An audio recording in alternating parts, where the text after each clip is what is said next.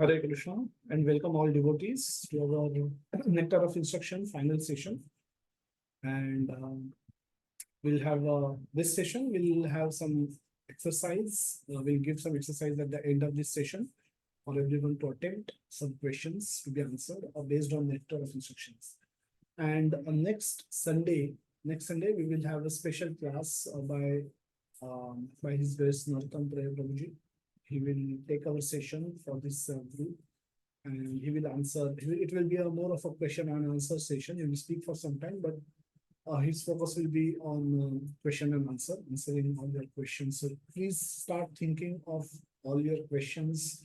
Could be pertaining to Nectar of Instruction, could be pertaining to the devotee interactions, could be pertaining to the principles that are taught in Bhagavad Gita, and so on and so forth. So whatever questions that you might have in your mind, next Sunday is the day when you can have an opportunity to get those clarifications from a senior devotee who has mercifully agreed to take this session at 11 a.m. next Sunday. So lot to look forward to, to that session, and hopefully all of you can participate wholeheartedly and take maximum benefit. Starting with today's session, we'll be concluding Nectar of Instruction today. We'll look at part of 10th verse, which we discussed partly in the previous session, and we'll conclude with our 11th verse discussion, 11th text discussion. And the topic for today is Srimati Radha Rani, the summit of devotion. And we'll see, what it means. So the one disclaimer, all of us might not be pure enough to speak and hear about the transcendental pastimes of Radha and Krishna and gopis and Krishna, Lord Krishna.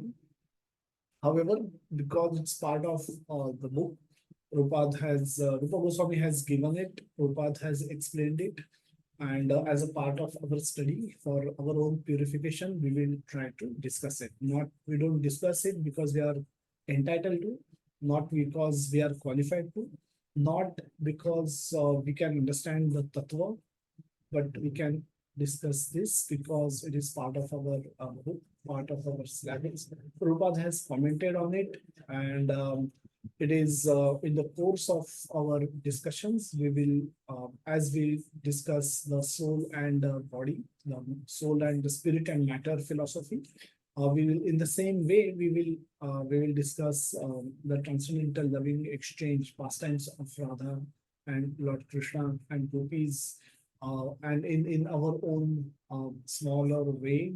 And by our objective is to learn. Objective is to purify our heart, and objective is to clarify some of the doubts that we all can be carrying because of the confusing nature of the relationship that we see in the transcendental relationship and the material world. Also, we see similar relationships. Because of that, there could be some confusion. So we can have some of those getting clarified during today's discussion. So will be a longish session. Will not have many opportunities for good discussion. We don't want speculation to be happen. So we have taken from senior devotees classes or discussions, and we're presenting it in the same way so that there is no addition, there is no speculation added to the discussion from our side.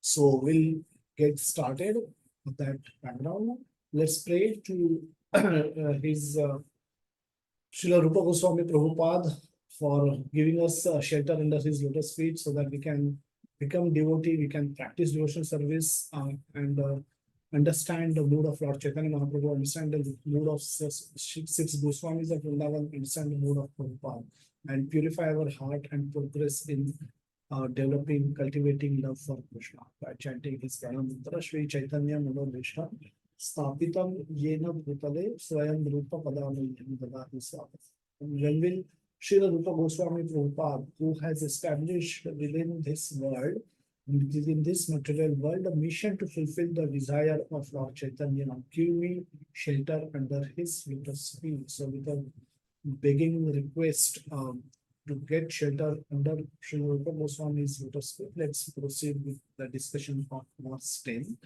The verse 10, we'll read the translation. We'll discuss this word partly. We'll do a quick recap of that discussion and we'll move forward. In the Shastra, it is said that of all type of creative workers, he who is advanced in knowledge of the higher values of life is favored by the Supreme Lord Hari. Out of many such people who are advancing knowledge, Gyanis, one who is practically liberated by virtue of his knowledge may take to the devotional service. He is superior to others. However, one who has actually attained prema, pure love of Krishna, is superior to him. The gopis are exalted above all the advanced devotees because they are always totally dependent upon Sri Krishna, the transcendental cowherd boy. Amongst the gopis, Srimati Radha Rani is the most dear to Krishna. Her Kunda lake is as profoundly dear to Lord Krishna as this most beloved of the gopis. Who then will not reside at Radha Kunda and in a spiritual body surcharged with ecstatic loving daily devotional feelings, aprakrita bhava, render loving service to the divine couple of Shri Shri Radha Govinda, who perform their Ashtakaliya Leela, their eternal eightfold daily pastimes. Indeed, those who execute devotional service on the banks of Radhakunda are the most fortunate people in the universe. So, Rupa Goswami, Srila Prabhupada, in the purport has given a hierarchy.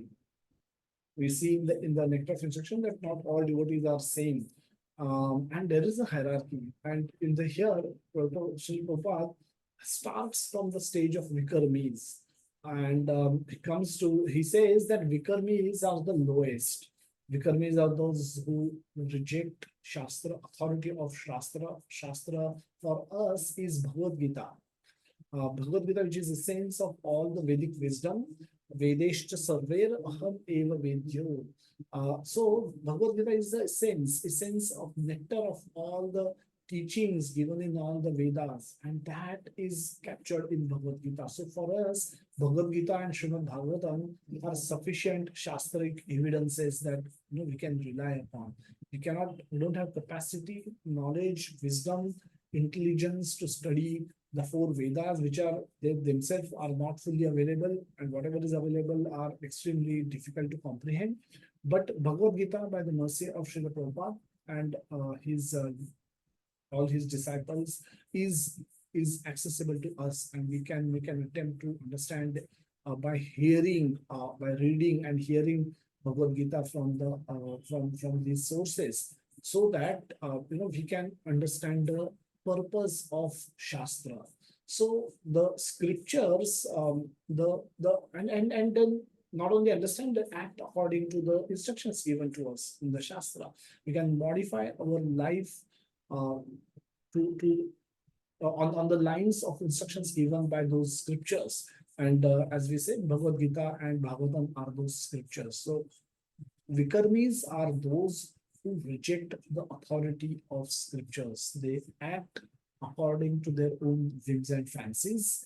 And so they are worst. And today, why Prabhupada included them in the purport, even though they are not mentioned by Sri Rupa Goswami in the Sanskrit or the translation, because today most people are Vikarmis. Most people with whom we are surrounded, those who are eating meat, taking alcohol, are unable to control the urges of their mind, body, and senses, smoking, taking drugs, having illicit relationships, sexual relationships, not offering food to God before eating, not not not not prepared to be truthful.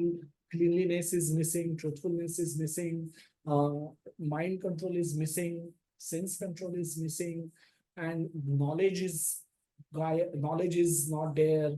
People build up speculative theories on their own, and they consider themselves to be God. There are many ways in which vikarmis are acting, and we are surrounded by these vikarmis. There are vikarmis everywhere. They are there in our homes. They are there in our mobile contact list. They are there in our friend circle, our relative circle, our offices, our colleges, schools, wherever we are.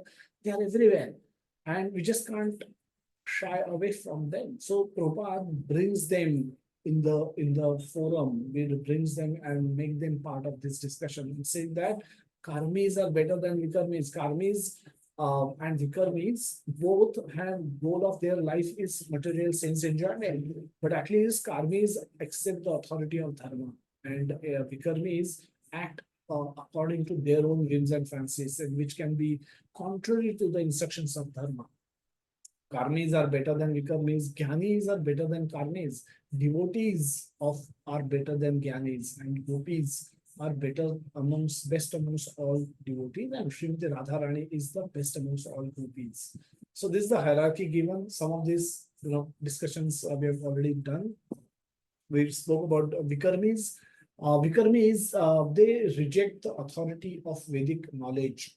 They are not appreciated, and they can take birth amongst the animal and tree and plants. Prabhupada writes in the purport. So scriptures may give some instructions which might appear to be restrictions. If I want to be free, if I want don't, then my first reaction when I hear from scriptures that there are some basic four regulative principles that one has to follow to be able to come to the human platform, and then only one can think of becoming a devotee.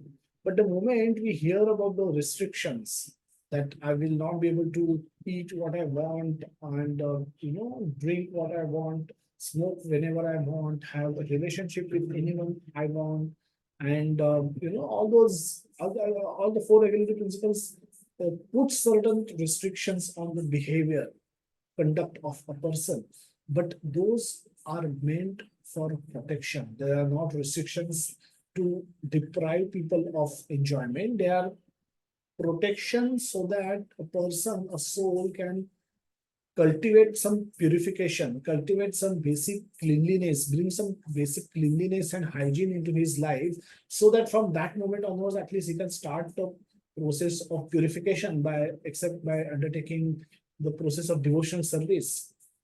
It is like if you wish to burn a wood, you have to protect that wood from water. If you are keep throwing water on the wood and then keep trying to burn it, it will just create a lot of smoke and create a lot of discomfort. So it is not healthy. So anybody who wants to progress on the path of devotional service or on the spiritual topic, they have to accept these protections.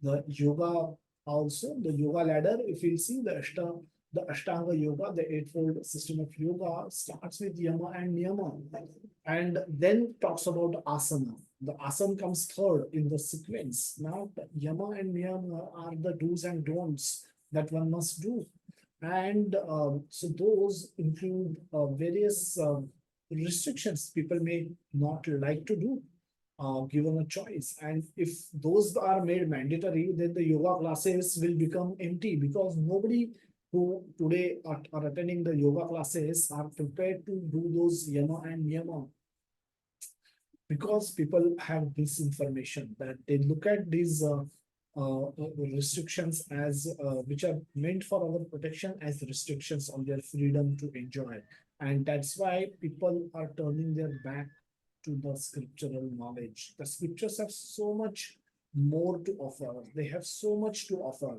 but because people are unable to control their basic urges of mind and body, they are being deprived of all the wisdom that Vedas, the Bhagavad Gita possesses. And because of that, they live life. Most people today we see, they live life in ignorance, avidya. And they live like that, they die like that, and they keep taking birth like that in by changing bodies. So that's the unfortunate state of all the or the people, the vikarmis, the Prabhupada we discussed last Sunday that example, with the example that we, with the development of science, technology, we understand that nature follow law. There are laws of nature which are in place, and we must agree and accept those. And we must, even if we don't agree, we don't believe, we don't accept them, those laws apply. It's like when you can tell a child not to lean off from the terrace of a 10-story building because there is a law of gravity. A child may be ignorant of that law. Child may not have ever learned that law. Child may not believe that law. However, if the child leans from the 10-story building and falls down, it will break its limbs. He will suffer injuries. He will, no, the law of gravity doesn't depend, the action, the law of gravity acts irrespective of whether we believe in it or not, irrespective of whether we understand it or not, irrespective of whether we have our own faith on it or not.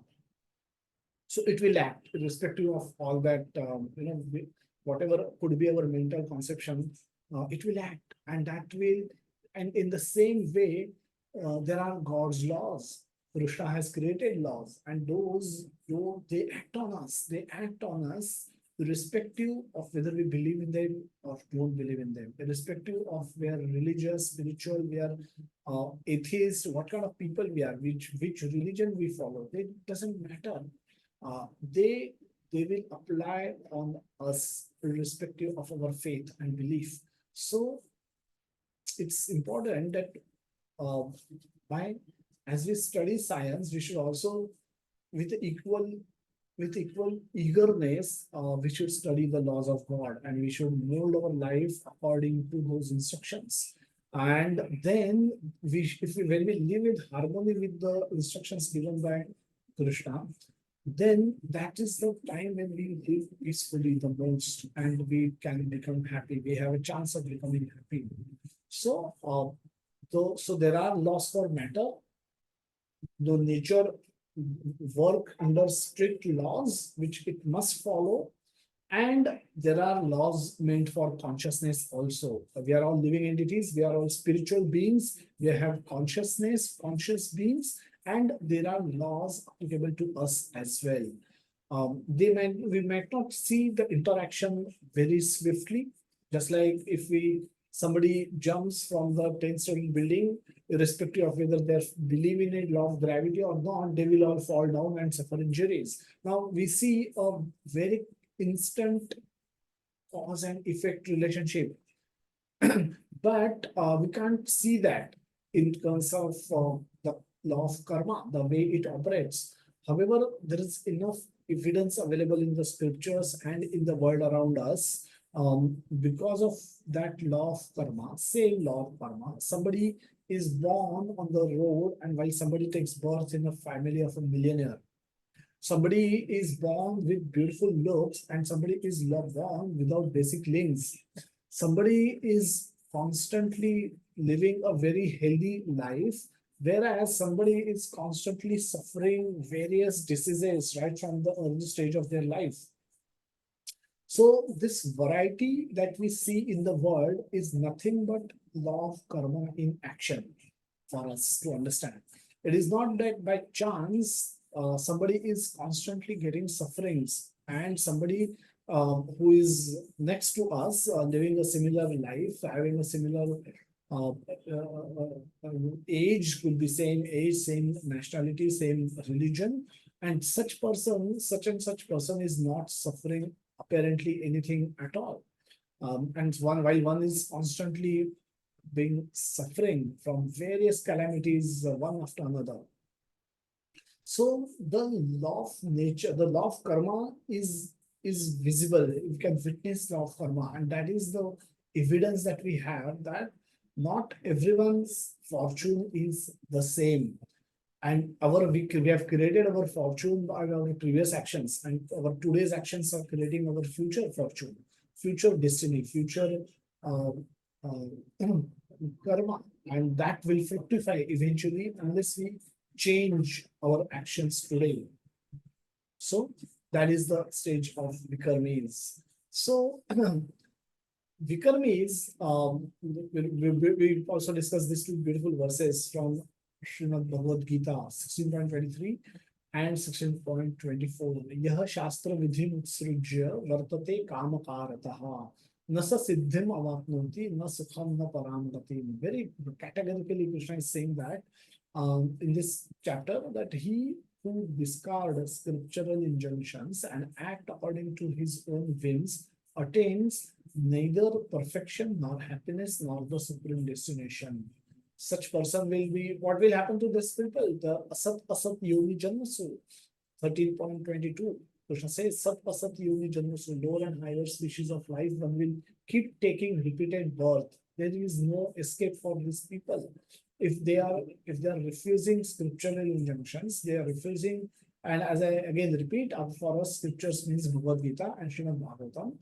The teachings of these two scriptures, if one rejects and then try to live life according to our own whims, there is no happiness, no peace of mind, no perfection, and no supreme destination. So it's a lose-lose situation, and that's why Prabhupada has emphasized so much on preaching, because more and more people, once they become aware of what their duty is, they hopefully, by Krishna's grace, will be able to accept the authority of the Bhagavad Gita in their life and then try and act according to the instructions of Bhagavad Gita. Bhagavad Gita, we can't take one instruction and reject all.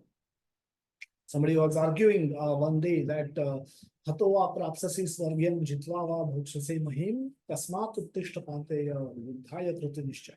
So Lord Krishna is recommending sense gratification. See, tasmat, even if you will die, even if you will die, you will go to Swarga, and if you win, you will enjoy the unrivaled kingdom. So either case, you will enjoy. So enjoy is the message of Bhagavad Gita. No, the next verse, Krishna says, Sukha Dukha Same Kurutva Labha Labho Jaya Jaya.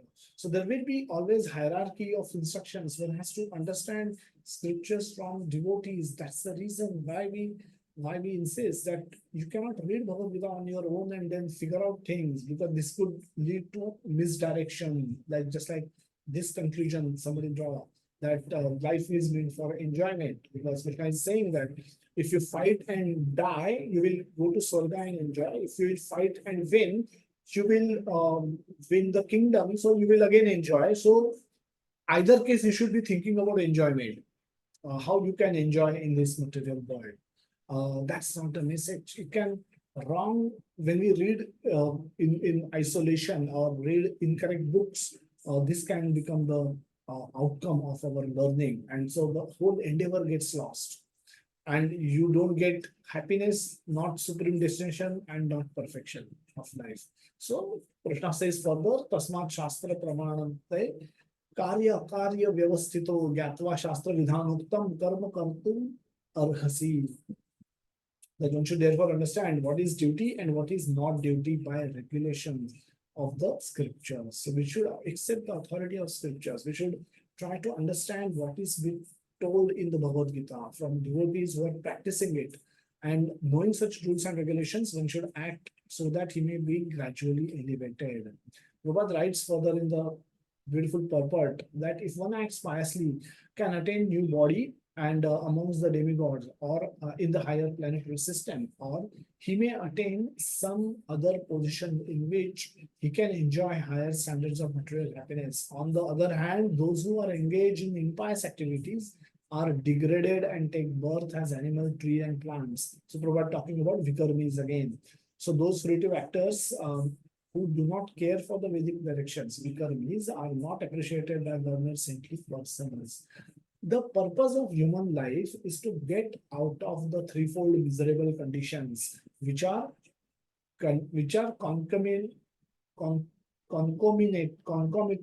with material existence. They coexist with material existence. They can't be separated. So as long as we live in the material world, we will be subjected to those threefold miseries, miserable conditions. Apart from Janma Mrityu Jaya Jara Vyadhi, these threefold miseries are Adhi, kleshas, the three type of kleshas or the miseries that we get but free of cost as long as we we exist in this material world. Those are adhyatmic klesha, adi daivik klesha, and adi bhautik kleshas. So these three kleshas, coupled with along with the janma mrityu jara vyadhi, those are the seven principal miseries, sources of miseries that we are subjected to as long as we live in the material world. Unfortunately, fruitive workers are made to earn money and acquire temporary material comforts by all means. Therefore, they risk of being degraded to lower species of life. Materialists foolishly make many plans to become happy in the material world. They do not stop to consider that they will live only for a certain number of years, out of which they must spend the major portion acquiring money for sense gratification. Ultimately, such activities end in death. So even if you will waste a lot of we will end up investing a lot of time of our life in working. When some may work for 30 years, 40 years, 35 years, whatever time. And why we work? Because we want to earn money. Why we want money? So that we can have sense gratification. Or we can increase the quality and quantity of our eating, meeting, sleeping, defending. That's the whole point. And therefore, we will invest so much, we'll take so much risk. We will do so many activities which are not recommended by the scriptures, and we have a risk, we take sincere risk of degrading to the lower species of life at the end of our activity. And ultimately, all those activities, whatever you might achieve, whatever you might earn, you will not get a paisa more than what you are destined to, and you will not get a paisa less also than what you are destined to. And whatever you will get will not go to your next life, will not get transferred to the next life. So it will all everything will end with the activity. All our endeavors, all our activities will end in death. When death will come, everything will be lost, and you will have to start it all over again with your new body, with your new parents, with your new relatives, with your new friends, new religion, could be new country, could be new planet. So, out of thousands and even millions of ignorant people who are wasting their time simply gratifying their senses, one may come to the platform of knowledge and understand the higher values of life. Now, we are talking about Gyani. Such a person is called a Gyani. A Gyani knows that fruitive activities will bind him to material existence and cause him to transmigrate from one kind of body to another. A Jnani is considered superior to a Karmi because he at least refrained from the blind activities of sense enjoyment. This is the verdict of the Supreme Personality of Godhead. However, although a Jnani may be liberated from the ignorance of the karmis, unless he comes to the platform of devotional service, he is still considered to be in ignorance, avidya. Although one may be accepted as a Jnani or one advanced in knowledge, his knowledge is considered impure because he has no information of devotional service and thus neglects the direct worship of the lotus feet of the Supreme Personality of Godhead. When a Jnani takes to devotional service, he rapidly becomes superior to an ordinary Jnani. So we are moving up the hierarchy from the Vikarmis to Karmi. Karmis also have goal of life is to have material sense enjoyment, but they at least accept the authority of Vedas, authority of Bhagavad Gita. They're prepared to do sacrifices to get their sense gratification. And so better than those people who have no knowledge about liberation, Dharma, the Dharma, Artha, Kama, and they stop at that kama. Dharma, the learn and get acquire knowledge, Dharma, Artha to earn the economic benefits out of it, and why economic benefits are earned to Kama. The Kama means to fulfill all your material desires for sense gratification. Improve the quality and quantity of your eating, mating, sleeping, defending. You know, eat at cheap restaurants, now go and eat in five-star hotels. Sleep in a floor, now sleep in a king size bed in a beautiful flat. Drive Mercedes car or BMW or Audi. Fly everywhere. Don't go take trains. So improve the quality of your eating, meeting, sleeping, defending, and that becomes the goal of life. But a jnani has a moksha, yeah, dharma, artha, kama, moksha. Moksha is there. They are aware of that moksha, uh, moksha division of the purushartha. So they understand that I have, unless I make some changes, unless I act in a particular way, I can get degraded in my next birth. And hence they are more aware. They are aware of the moksha, but they don't have yet exposure to the relationship of between spirit God. So they know they are Brahman, Aham Brahmasmi, but they don't know is that Mamaiv Ansho Jivalope Juyo Bhuta Sanatana.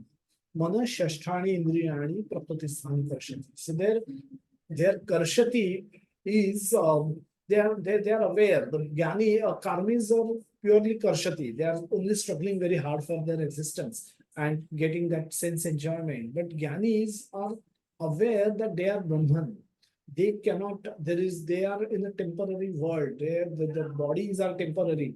And they will have to give up this body. So they have slightly more information, but they don't know is what they don't know is that they are part and parcel of the supreme super soul.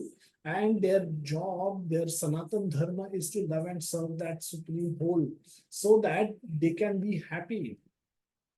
Just like a hand and leg, and their job is to feed the stomach. So when the stomach is nourished, everything gets nourishment, and everything can become happy. Everyone can become happy when Krishna becomes happy. By feeding the pleasing Krishna, everyone is pleased. By feeding the senses of Krishna, everyone can get the nourishment. And these jnanis, they don't know that. And when they know that, they become devotee and they make a rapid progress because they're already advanced than a normal karmi. Of all these devotees, and they become devotees. They start with the process of accept the process of devotional service very sincerely. They start following, and even if they become pure devotees of Krishna, all these devotees, the gopis are recognized as a superior because they do not know anything other than satisfying Krishna.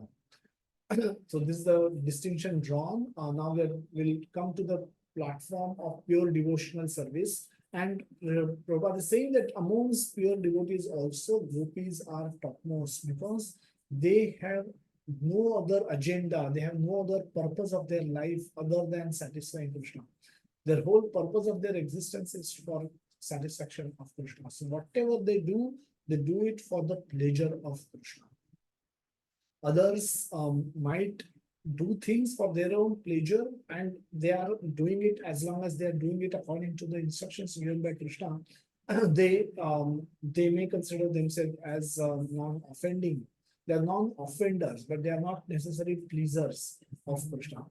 So here, gopis know nothing about other than Krishna, and their whole purpose, their whole existence is for the purpose of satisfaction of Krishna.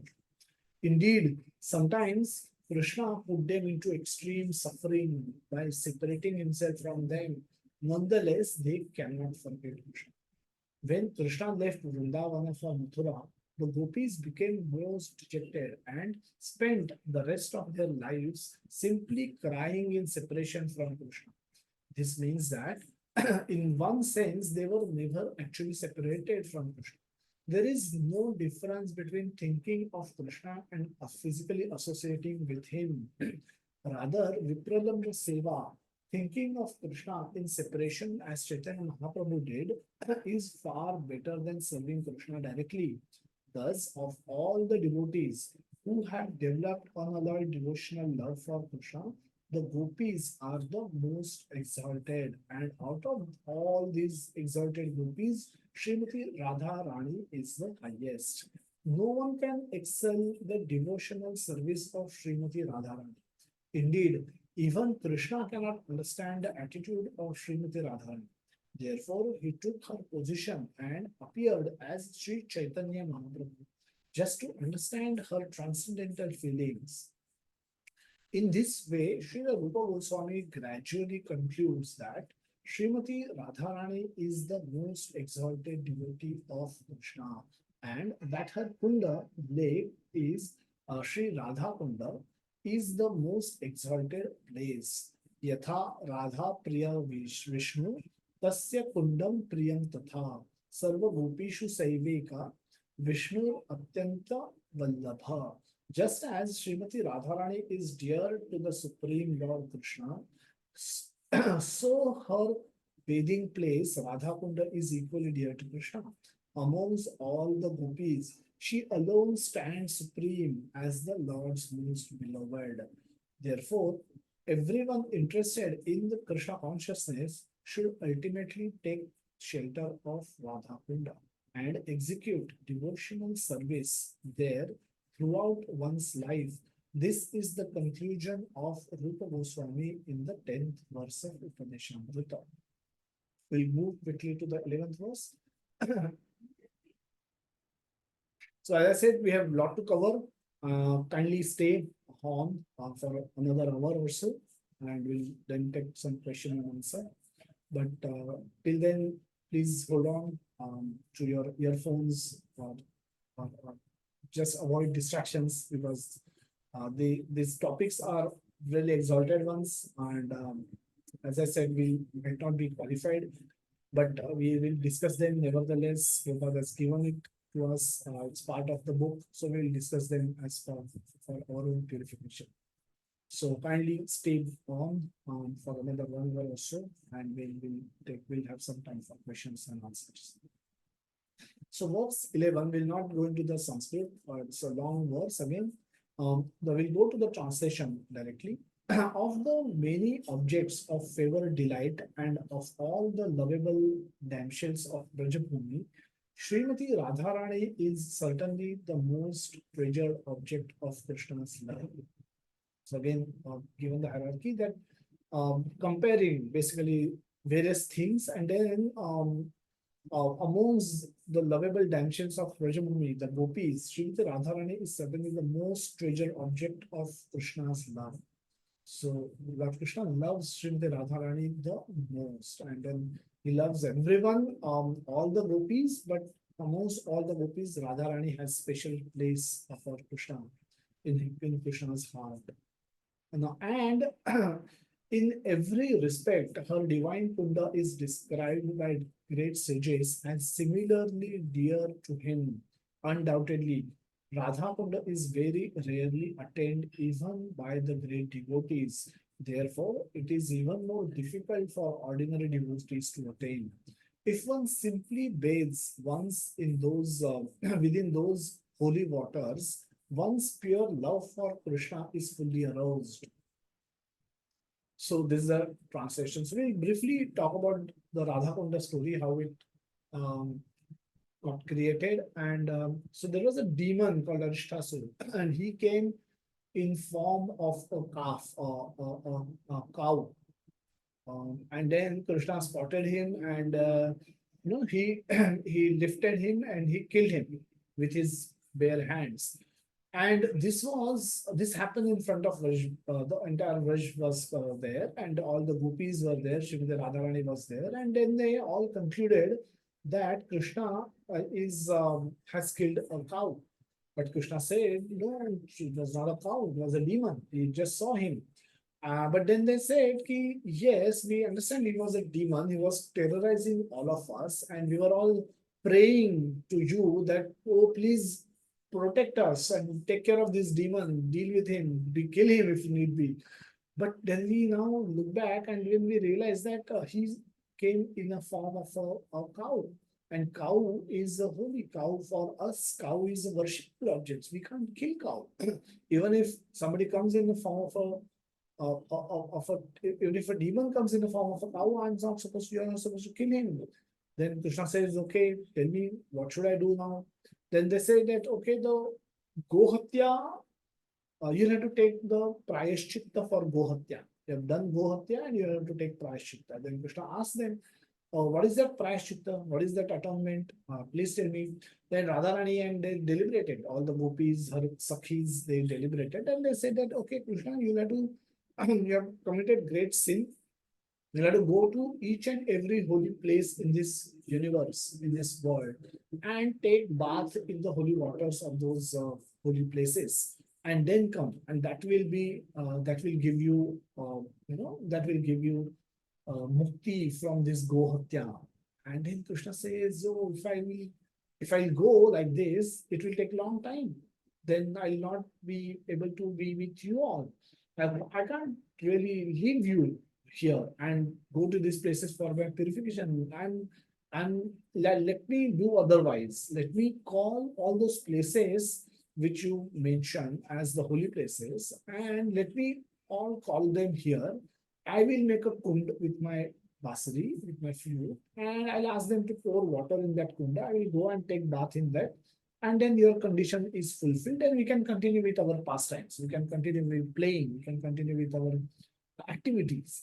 Then they agrees, and then he calls all the rivers in their personified form. They appear in the Vraj, and then everybody takes their name and they pour water into that kunda, and that's how Krishna Kunda gets created and Krishna Kunda gets filled.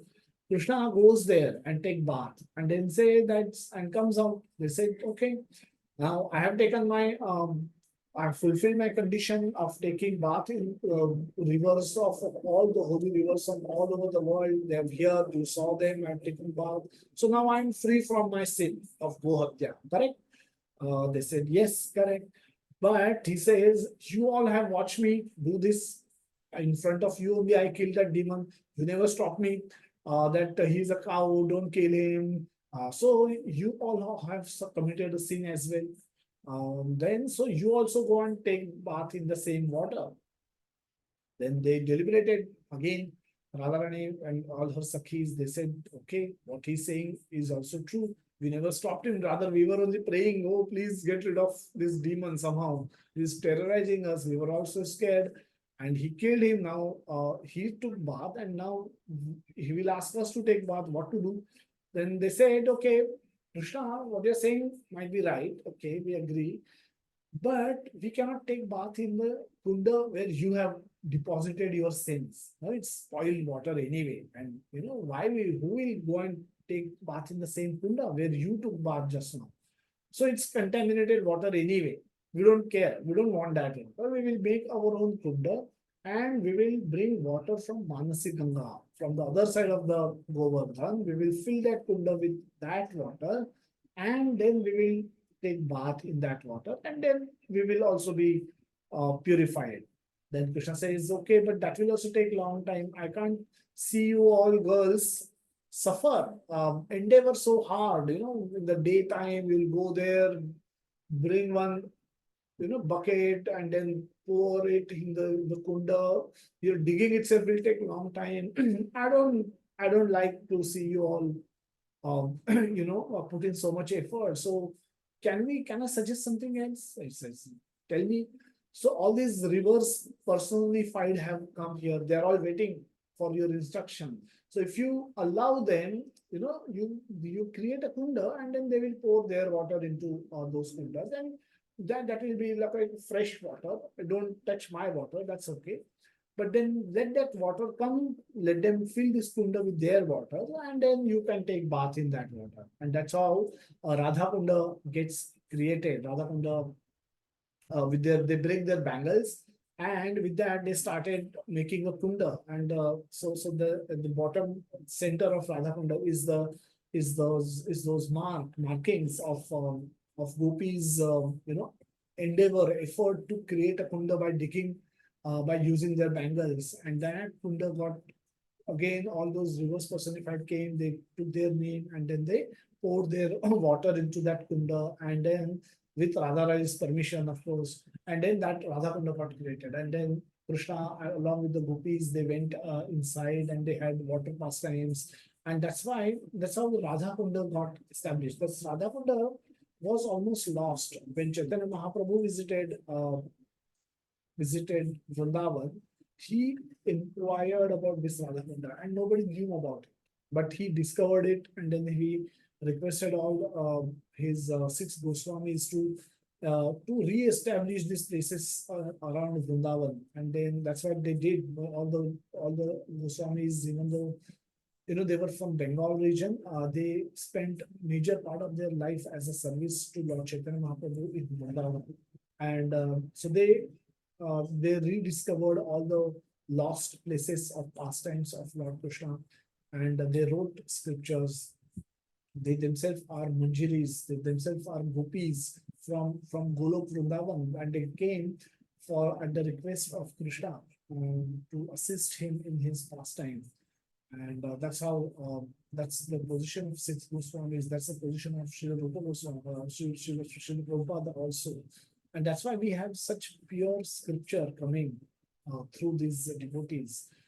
It's otherwise not possible. With mental speculation, we'll only spoil a scripture. We cannot have capacity to present it in as it is way, as it is in its pure form. But that's what, fortunately, we are in touch with those kind of devotees have been, who have been, who always have been witnessing the leelas in the Goloka Vrindavan and in the material world also. When they appeared with Lord Krishna as Chaitanya Mahaprabhu, they were witnessing similar leelas, and they could document those leelas in the exact way as they occurred in the Goloka Vrindavan.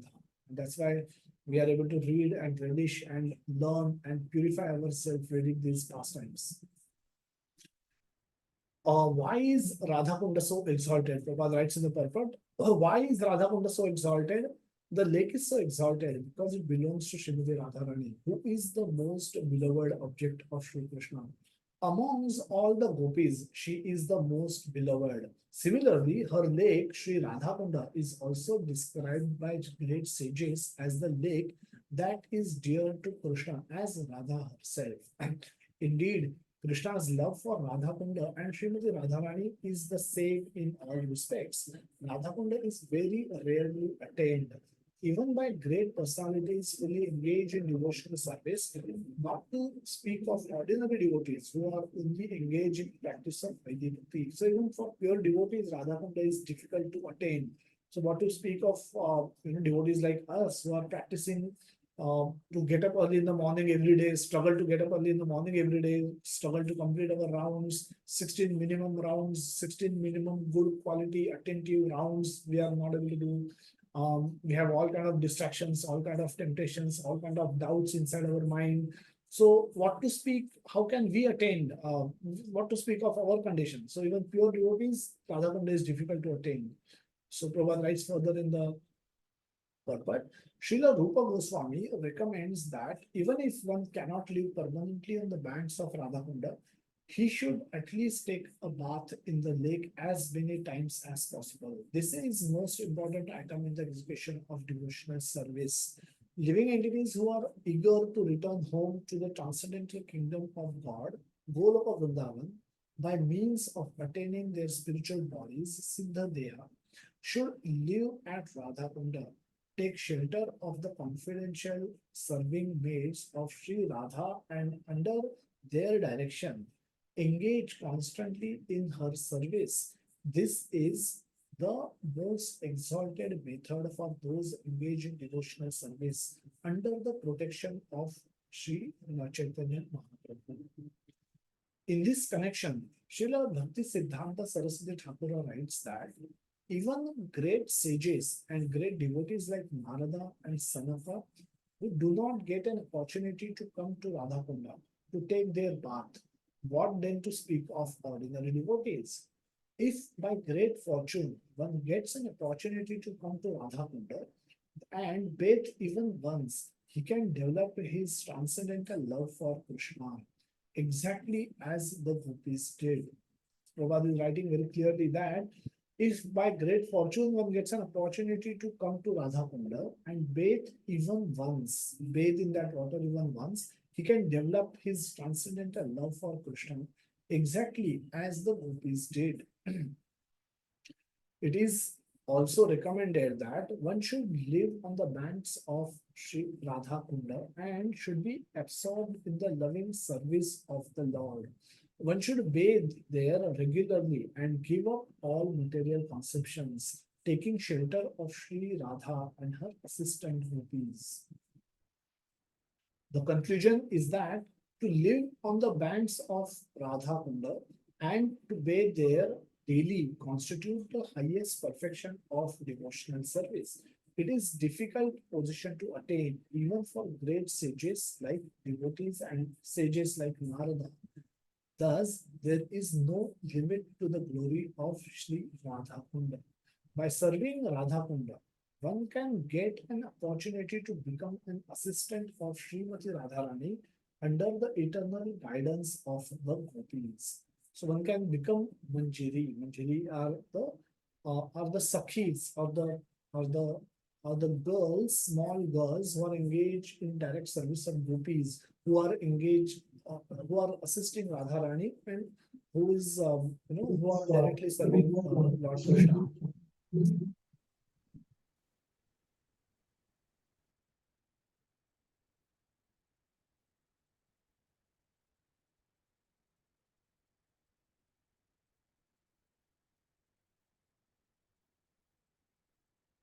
So, so this is the purport. So, Prabhupada is writing that number of places he write that just by taking bath in the Radhakunda once, you can attain the love, the loving sentiments as it was there demonstrated by gopis. And so all of us must have visited Radhakunda. All of us must have gone to Vrindavan, by and the so the it is this Vrindavan is as Goswami explains in the previous ninth verse that this Vrindavan material in the material world also is not part of material world, even if it is but it is spiritual world. And Radhakunda, which is at the foot of Govardhan Hill, is the most exalted place in the entire creation. And Radharani, because it belongs to Radharani, and the water in that lake, in that kunda, is nothing but Radharani's love for Krishna in liquid form. And by simply sprinkling that water on our head, by bathing it in that water, we can also get love of Krishna, just like gopis had, just like Radharani had. Bathe even once, he can develop his transcendental love for Krishna exactly as the gopis did. Now, this is a scriptural statement and it has its own potency. But we need to understand this statement in the context as well, along with the other statements. So it's in single statement, we can say that you cannot use this statement to demand love from Krishna, because all of us must have visited Radha Kunda, and if all of us must have sprinkled some water, taken some water from the kunda and sprinkled it on our head, and that is constitute as good as taking bath, even though we never entered the water. Prabhupada has been very cautious that devotees uh, don't take these places of important places of spiritual potencies cheaply. And Prabhupada actually initially when he took his devotees there, and devotees were taking bath, they were but by simple they started some of them started swimming in the Radha Kunda, some of them started throwing water on each other, and Prabhupada became very grave. Prabhupada did not approve this kind of play also with that water in the Radha Kunda. It can become so if our consciousness is not right, if our consciousness, our senses are not in our control, our consciousness is not correct, then the same Radha Kunda can become Narakunda for us, can become gateway to heaven, hell for us. Because if we commit offenses in the Radha Kunda, then they will also get multiple time reaction than otherwise. So it's very dangerous for a new devotee to visit Radha Kunda, maintain awe and reverence, and maintain and then try and purify ourselves with that in that mood. So though the scriptural sentence is correct, we have to understand it in its full context. Just like the statement of law is correct that if one person kill another person, he should be punished. Now, this statement is correct, but there could be different situations in which the same statement can be applied differently by different under different circumstances. So, for example, if one person kills another person in a fight, their neighbors, they are probably neighbors, they have some fight over their boundary, and in that fight, gets escalated, and one person kills another, and he may actually go to jail. He may actually get punished for doing this. However, if one person kills another person and they happen to be on the border area, both happen to be soldiers, and the person who got killed happens to be from the enemy camp, then this person who is killing actually can get rewarded, can get a medal for his bravery and shaurya. So the activity is same, but when performed under different circumstances, can give us a different output. Suppose, for example, one person kills another person, and while the another person trying to molest a lady, and she, in her self-defense, kills that another person. Now the killing has happened. Now the killing, but under the circumstances, it could completely lead to a different outcome. Her trial will happen under in the light of the situation, and she may not get go to jail. She may not get hanged, which otherwise can happen if in case of brutal murders. So the action is same, but the outcomes can be different. So similarly, bathing at Radhakunda has its own potency. It's a verdict of Shastra, but it doesn't come as the first instruction of by Srila Rupa Goswami. It comes in the last instruction of Srila Rupa Goswami in this particular book. So the first 10 verses, 10 texts in the same book, Nectar of Instruction, they prepare our consciousness for being able to go to Radhakunda in a as pure consciousness as possible, as much devotional consciousness as possible. So when we understand, learn, and follow the first 10 verses of this book, the Nectar of Instruction, and in that mood we visit Radhakunda and we take sprinkle water on our head, though we may not take actual bath. By just simply doing that, there is a potency that Radhakunda can the love for Krishna can get aroused, just like how it was with gopis. So it's not that we have to doubt the scriptural authority and the potency of the holy dham. But we benefit according to our purification, according to the level of our purification. If our purification is low, our consciousness is material predominantly, and which is likely to be the case because we all live in the material world. We all act with materialistic people. We live with those people, same people. We interact with those people. We may meet devotees once a day, or once a week, or once a month, or once in a year. But predominantly, all our time otherwise is spent with non-devotees, and our consciousness while dealing with them is bound to be material consciousness. So our purification, based on our purification, the dham can get revealed to us. We often tell devotees not to see dham through your eyes, but see dham through your ears. So hear about the dham, and when the Krishna will see your sincerity, he will reveal dham to you. He will reveal that dham to you in your heart.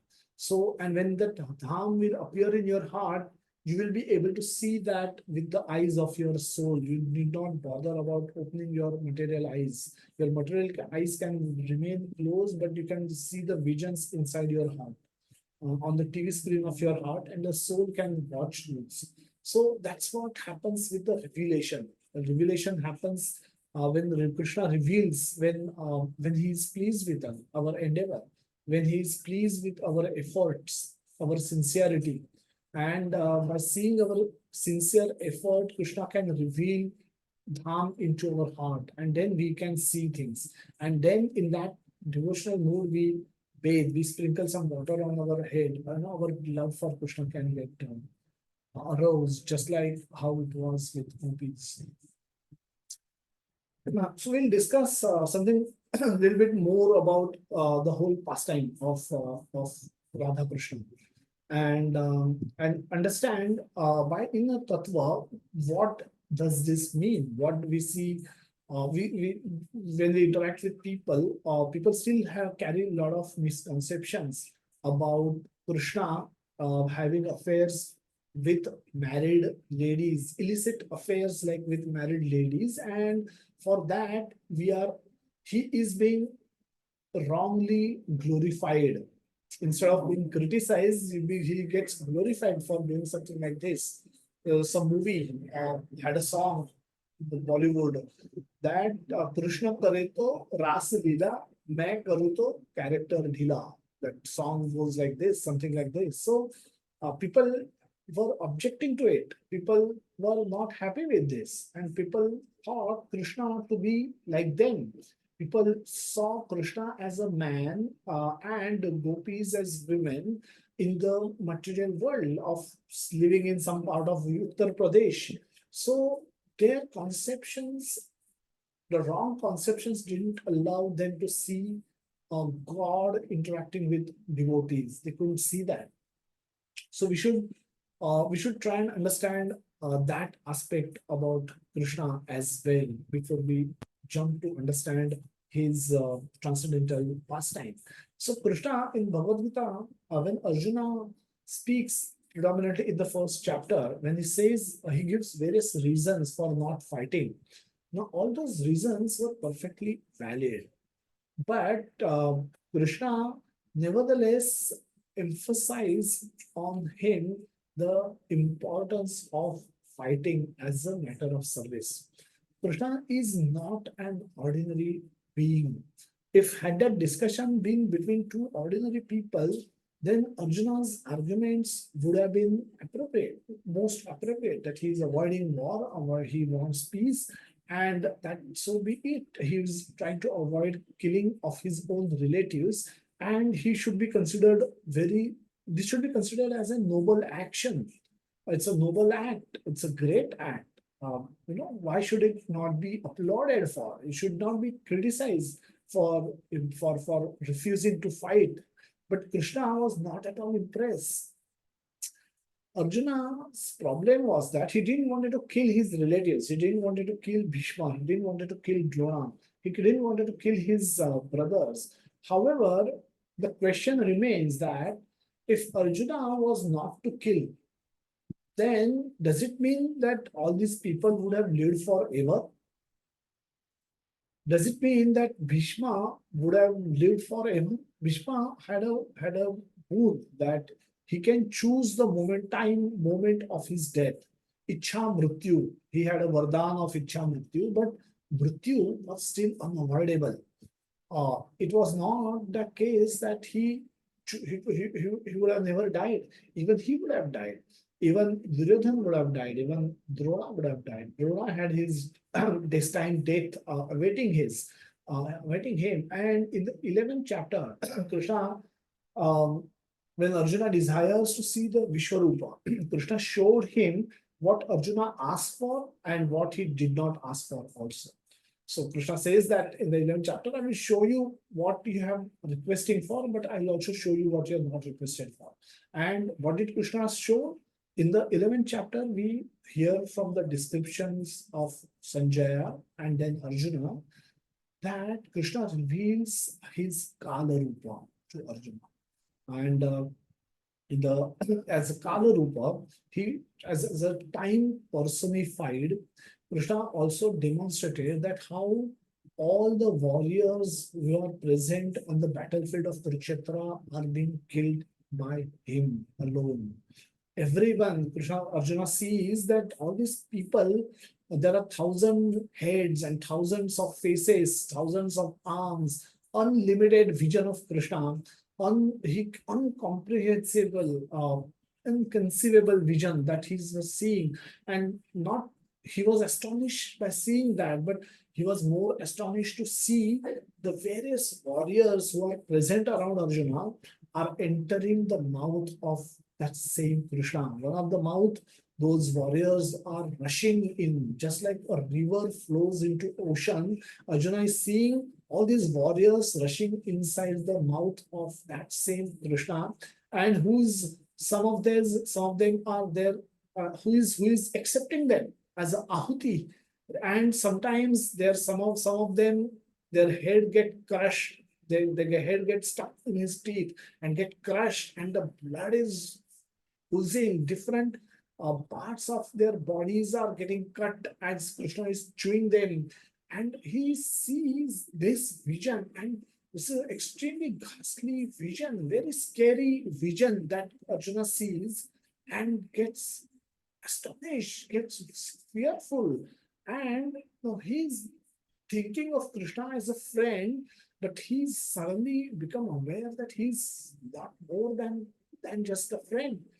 Who he is, who you are. In the 32nd, the 32nd verse, 31st verse, Arjuna asks actually that Aksha hi meko bhavanugra rupe. Namaste stu deva varaprasida. I'm asking you, uh, who are you? O Lord, O Lord, so fierce of form, please tell me who are you? Who you are? He's everything becomes incomprehensible for him.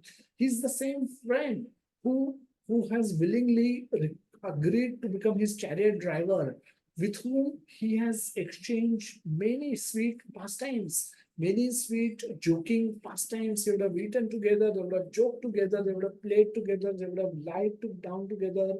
So many things that they did together, and suddenly this Sarupa of Krishna, then Arjuna sees, he says, I can't recognize you, who you are. And in that way, Krishna replies, saying that Kalosmi Lokakshaya Prat Prarisdha, that I am that time immemorial, that you are fearful of death of these people, and you don't want to become a cause for their death. But oh Arjuna, these people are already being killed by me. Nimitta matra Sachi. You just become nimitta by fighting. Even if you refuse to, these people will still be killed. Now, Krishna is this. This is Krishna. Krishna is not an ordinary person. Krishna is time personified. Time. Um, he is he is Mrityu himself. He is death personified in form of a time. And in this way, there is no way Arjuna could have avoided death of those people, because Krishna is that same authority who would have anyway killed them in this way or the other way. So Arjuna was requested to become Nimitta to the unavoidable event that would have anyway occurred. So with his assistance, without his assistance. So Krishna says you become Nimitta, you take the credit, and that is Krishna's position. That is who Krishna is. And when we know that this is the position of Krishna, and so he is not an ordinary friend giving guidance to other friend. He is supreme personality of Godhead. He is the owner, proprietor, and the controller and the destroyer of all the universes, not to speak of few people. So his words need to be honored, need to be. So if he is above all questions, no rule of morality can be applied to him, because he is the creator of those rules. He is above the law of gravity, center of gravity. Whichever part of Govardhan Hill he touched, that the center of gravity is Krishna's servant. She came and sat there so that the Govardhan Hill remains perfectly balanced. He doesn't have to worry about finding the center of gravity of that hill, so that it remains balanced and doesn't tilt from either way in other places. So that is Krishna's position. That is Krishna. And now such all powerful, perfect Krishna, Atma Ram, Krishna is described in Bhagavatam as Atma Ram, that he is self-sufficient. He's not dependent on anybody else for becoming happy. Now that self-sufficient Krishna does activities. He participate in activities. And why he act? If he's perfect and he's complete, then why should Krishna act? Why he should do anything at all? Now that is also a question debated by acharyas. They say that if you act, we act because we want something from it. We all go to office because we want to earn money. We want money because we can maintain ourselves. We can pay rent for the home. We can pay EMI for the home. We can buy grocery. We can prepare bhoga.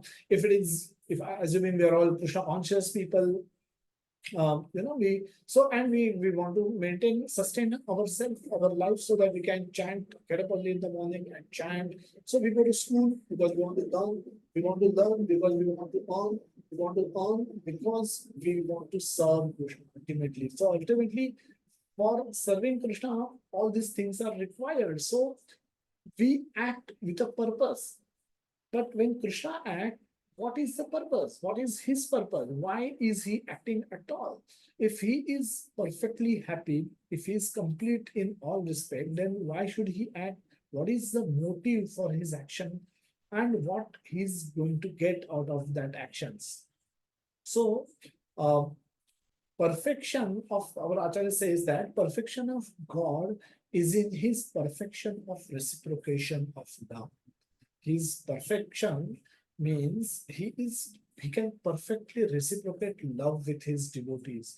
He indeed is full with he indeed is happy with himself. He indeed doesn't is not dependent on others for becoming happy. But when there is so much joy inside Krishna, when there is so much love inside Krishna, when there is so much fulfillment inside Krishna, he wants to share that with the rest of the world, rest of everyone. So everything. So when there is love, everything else freezes. We see in the movie when the hero and heroine, they looks at each other, and the world around them, they could be in the college or could be market or some other settings, and there are people around. But when they see into each other's eyes, they assume as if the whole world has stopped functioning, and it's only they and their beloved, and then everything stops. Everything just gets into a freeze. That might happen in the material world, but in the spiritual world, everything else stop functioning and start contributing for the intensification of loving exchange between the beloved. That's what happens in the spiritual world. So the environment around surrounding environment actually start, if everything is alive in the spiritual world. The trees are alive, the wind is alive, the people are alive. So everyone, the birds are alive, and the animals are alive. They can, and they all have the same consciousness. They want to contribute to the intensification of love between Radha and Krishna and gopis. And that's why they all act to take part in the Leela. So it's not Krishna is not a frozen perfection. Krishna is participating in activities. Krishna activities that Krishna perform are called Leela or a play. A lot of acharyas also debate that why should he at all play. Some acharyas say that it's for recreation.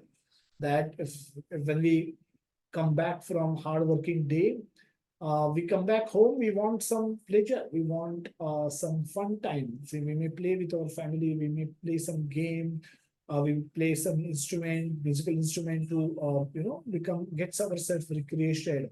But what Krishna, so some acharyas say is that he participate in those activities as a matter of recreation. It's not an obligation. He's not obliged to do so, but he willingly, on his own, participate in those leelas for his own recreation or for his own pleasure. But some acharya says that no, that is not complete explanation why he acts at all.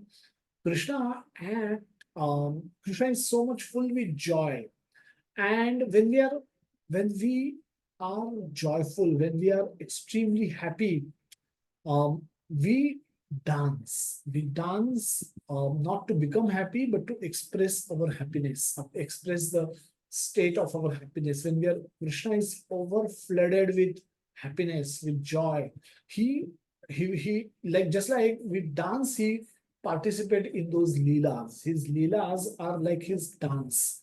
And by participating in those leelas, Krishna is expressing, he's sharing the joy in his heart with others. And for that, he's overflowed with happiness. And we what we do, we raise our hand and we start dancing. Similarly, Krishna willingly, voluntarily agrees to participate in Leela. And so and in Leela, he will play different parts with different devotees. The ninth canto of Srimad Bhagavatam explains us that it's the same Lord who participate in various leelas. The same Lord can come as boar incarnation, Varahadev. His appearance day is coming next week. So same Lord can appear with lion head and human body as Narsimha, very fearsome form. And what he does is equally more fearsome. He tears apart the stomach of Hiranyakashipu, pull out his limbs of body, and then make a garland of his body parts around his neck, kills everyone who comes in front of him. All his soldiers were killed with his with his nails. Very ghastly form, so much so scareful that even Brahma and Indra were scared. Even Lakshmi ji couldn't recognize this form, couldn't recognize Lord in this form. And he said, I can't go in front of him, I can't pacify him. So, so the same Lord participate as come as a fish incarnation, come as boar incarnation, sometimes come as Vaman incarnation. We read from Bhagavatam, but that comes as a small Brahman boy. And 3 steps, he occupies the whole universe. And then, he purifies Bali Maharaj. Same, same Lord Hari comes as Lord Ramachandra and embraces Hanuman. And then that's also his relationship with his devotees. This is also his interaction with his devotees.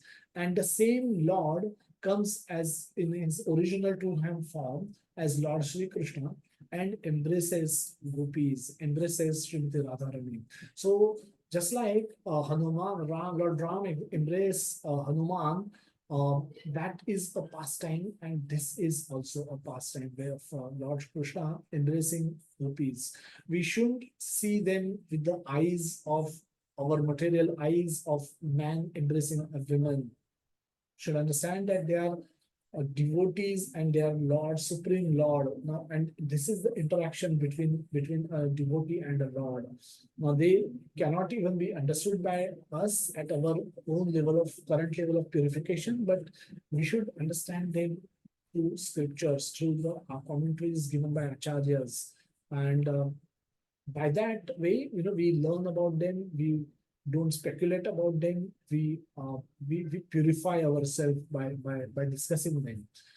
Yogamaya organizes Leela in such a way that their intensity is increased. Now, the intensity between the loving exchange between Lord and his devotees has to be increased, because it can't be a boring affair. What's fun in that? So the gopis are aware of Krishna's godhood, but it goes into their background. And in the foreground, what remains is that they think of Krishna as their beloved. In the Gopi Geet, gopis are speaking this reality that we know that you appeared at the request of Brahmaji, and but you are our Sakha. So that awareness, knowledge exists, the knowledge is there. However, when they are face to face with Krishna, that knowledge goes in the background. It doesn't, they just gets covered by yoga maya. And because with that knowledge, they cannot intensely get connected with Krishna.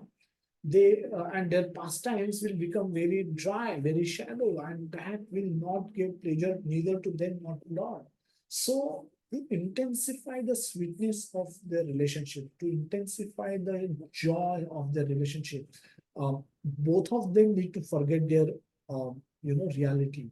The gopis need to forget that Krishna is Supreme Lord, and Krishna need to forget that he is Supreme Lord, and then he has to act in the way just like a normal boy would behave.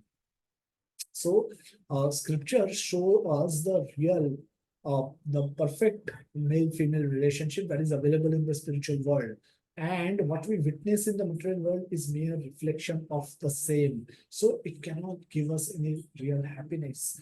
So the the thought that why there is a male-female relationship in the material world, why there is an attraction between male and female in the material world, and does it also has its source in the spiritual world? Say that urdhva mula madhashakham ashwatham prahuravyayam. So this urdhva mula madhashakham, so this material world is nothing but a reflection of the spiritual world, the reality in spiritual world, where everything exists in its pure form.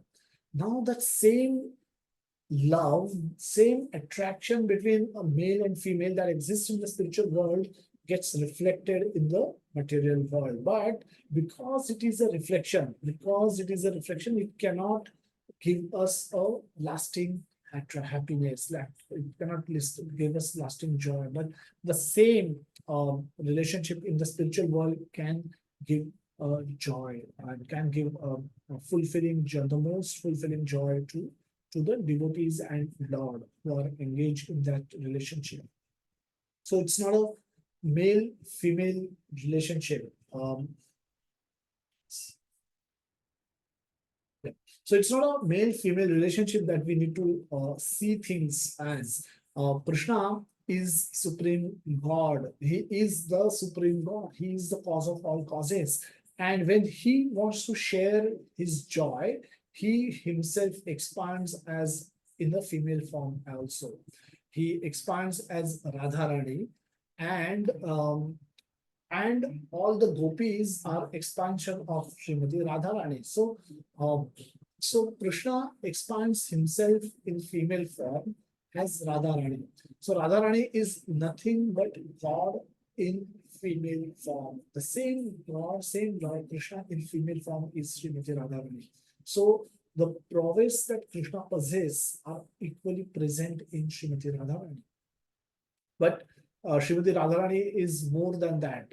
Srimati Radharani is also a perfection of a devotion to Lord Krishna. She is perfect devotee of Lord Krishna as well.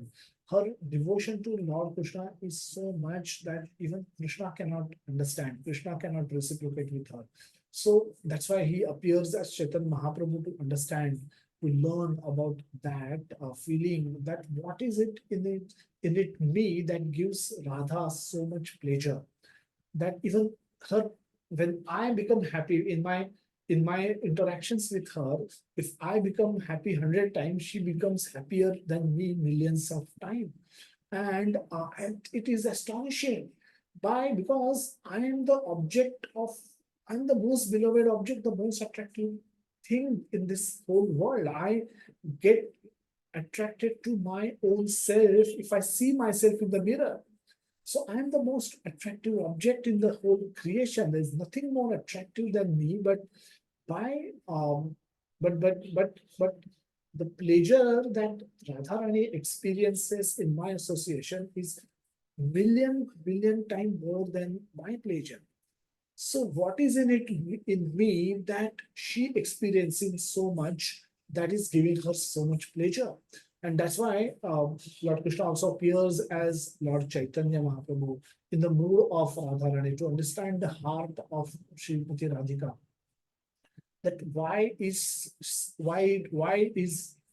she is such the exalted devotee of me? How can she become so much exalted devotee of me?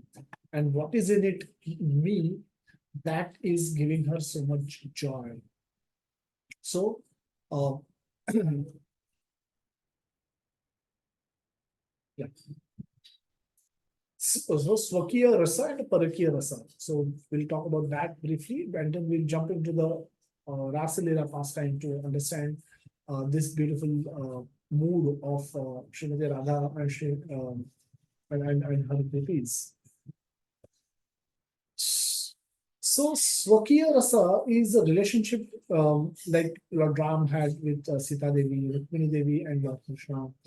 But this relationship is this is nice, but it can become more intensified if it is in the Parakiya Rasa. Parakiya Rasa means when there is no formal marriage relationship between. When there is a marriage, there's a relationship, there is an authority over each other. There's a right and authority in that relationship. But a Parakiya Rasa is where there is no such, it happens by free will. There is no compelling social authority for having that kind of a relationship. So the love gets intensified, in the relationship, the love gets intensified when there are obstacles. When Lord Ram and Lord Mother Sita, when they are having a relationship, there is no way there could be many obstacles because they both were married. But when Krishna decides to play flute in the middle of night, and all the gopis, including Radharani, they were in the village attending to their families, their husbands, their fathers, their children. And because Krishna calls, when they come running, giving up everything, all their material dharmas, for the pleasure of Lord Krishna, for the pleasure of the Supreme Personality of Godhead, when they give up the lower dharma for the pleasure, for the fulfilling their higher dharma, the gopis are glorified for them. Radharani is glorified for them. And this Parakiya Rasa provides those obstacles in the relationship which increase the intensity and the sweetness of the loving relationship that they enjoy with Lord and gopis. So, under the guidance of Yogamaya, Krishna gives up his divinity, and Gopi, Radharani, gives up their material dharma for the sake of their love. The sake of their love for the Supreme Personality of Godhead. Again, we can't forget that. Otherwise, this can get reduced at a material platform of some illicit affair of between a man and a woman. Then will miss the whole sweetness of this whole rasa, of this whole pastime. Radha and Krishna eternally belongs to each others. But for the sake of this Leela, the relationship appears to be in the Parakiya Rasa. So we'll discuss this beautiful pastime that comes in Srimad Bhagavatam. So that the 10th canto of Srimad Bhagavatam is when Sridhar Goswami reveals the beautiful pastimes of Lord Krishna's activities. And before that, on 9 cantos, he's established what is the position of Lord Krishna as the Supreme Personality of Godhead, as the creator, as the cause of all causes, as the creator, maintainer, and destroyer of all the universes and the whole of creation, as the one who can take any form for the purpose of saving his devotees. For devotees, Lord is willing to do anything. And for Lord's pleasure, devotees are willing to do anything. And that eternal pastimes, those beautiful pastimes were narrated in the first 9 cantos to build up the conception of God, to build up who God is. How should we see Him? And it's the same Lord. We should see Him as a Hiranyakashipu. We should see Him as boar incarnation, as a fish incarnation, as a turtle in the Samudra Manthan Leela, as the Mohini Devi in the Samudra Manthan Leela, and the same as Vaman Dev, same as Prithu Maharaj, same as Rishabh Dev, and same is this the same Lord. And same Krishna is appearing in his true form as Lord Krishna and performing Vrajalila pastimes. So the ninth canto, the first ninth canto prepares our consciousness to receive what is going to come on the 10th canto. In the 29th chapter of the 10th canto, Prabhupada writes in the purport, in the summary of the 29th chapter, in the summary of that chapter, Prabhupada writes that remembering the promise he had made to the gopis when he had stolen their clothes, Lord Krishna employed his Yoga Maya potency and manifested within himself the desire to enjoy pastime during an autumn night. It's a very important statement. So Lord Krishna, it seems sometimes that the Lord Yogamaya is superior to Lord Krishna. No, that's not the case. Here, Krishna, Prabhupada writes very clearly that Lord Krishna employed his Yogamaya potency. So he deploys, she is at his disposal, not the other way around. She might be seemingly directing the show, but she appears to be in control of the proceedings happening in the Vrajalila. But actually, she is employed by Krishna. Why? Because Krishna wants to fulfill the desires, promises that he has made to the gopis when he stole their clothes. So everything comes from Lord's desire to please his devotees. The gopis wanted something, so Krishna, remembering that, he employs Yogamaya and manifested within himself a desire to enjoy pastime, the rasa dance pastime. So, was that always there? May not be. But here clearly it is written that he manifested within himself the desire to enjoy pastimes and thus began to play his flute. When gopis heard the flute sound, the impulses of Cupid were violently aroused within them, and they immediately abandoned all their household duties and hastily went to Krishna. The 10th canto, chapter 29 to 33, the Pancha Adhyay, these 5 adhyayas describe the rasa dance pastime of Lord and his devotees. Again, we have to remember this is not a dance pastime performed by some man with multiple women. This is between God. This is between the same God who showed the universal form to Arjuna, which had unlimited heads, unlimited bahu, arms, and then the same Lord who says all these people barring you are already being killed by my potency. I am the death person is fine. I'm Kalos me. I have come here to devour all the people. The same Lord is now having pastimes with his devotee. The same Lord who was embracing Hanuman, who was embracing Sugriv, who was having pastimes with Vibhishan. The same Lord is now having pastimes with his another set of devotees. The set of devotees just happen to be in the female form, young, beautiful female form, and the Lord happens to be in blackish blue boy form and ever youthful form, very beautiful, very attractive, smiling, playing flute, and mesmerizing Cupid also, and because he gets about to get mesmerized by Radha Rani. So Radha Rani is called Madana Mohana Mohini. Madan Mohan is Lord Krishna, and who can even bewilder Cupid, the Lord of Love, and the Radha Rani is one who can bewilder even that Lord Madan Mohan.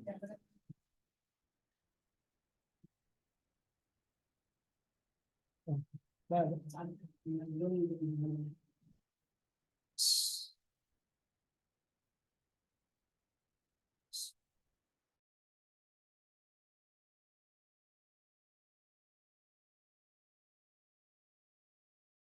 So, uh, so Krishna says, Prabhupada writes further that remembering, uh,